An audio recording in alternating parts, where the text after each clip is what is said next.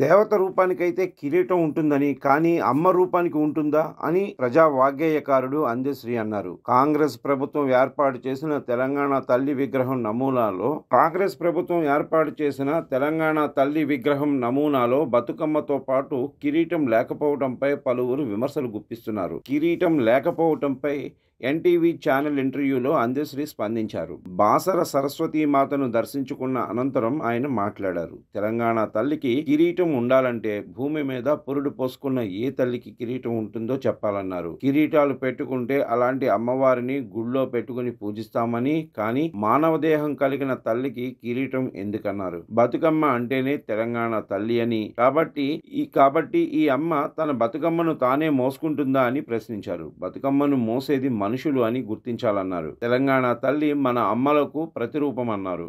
మానవ రూపానికి ప్రతిరూపమని సీఎం రేవంత్ రెడ్డి ఆలోచించి అలా తయారు చేయించారన్నారు.